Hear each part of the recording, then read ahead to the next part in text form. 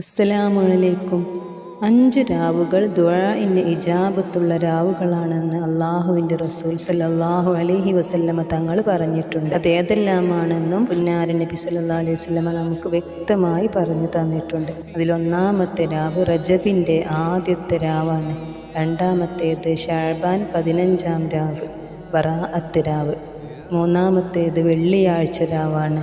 നാലാമത്തേത് ചെറിയ പെരുന്നാൾ രാവ്. അഞ്ചാമത്തേത് ബലിപെരുന്നാൾ രാവുമാണ്.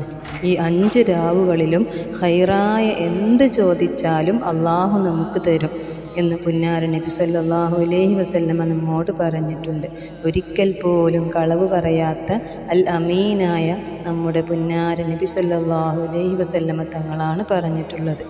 നമുക്ക് ദുനിയാവും ആഖിറവും ചോദിക്കാൻ പരിശുദ്ധ ഖുർആനിൽ പറഞ്ഞിട്ടുള്ളതല്ലേ.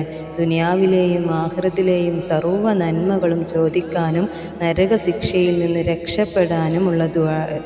അതുകൊണ്ട് പറ്റുന്നത്ര ദിക്റുകളിലും ദുആകളിലും സ്വലാത്തുകളിലുമായി നമുക്ക് ഓരോരുത്തർക്കും ഇന്ന് കഴിഞ്ഞുകൂടാം. അല്ലാഹുവേ, ദുആക്ക് ഇജാബത്ത് നൽകുന്ന, ഇജാബത്ത് ലഭിക്കുന്ന മുത്തഖീങ്ങളിൽ ഞങ്ങളെ നീ ഉൾപ്പെടുത്തണേ. അല്ലാഹു തൗഫീഖ് നൽകട്ടെ. ആമീൻ.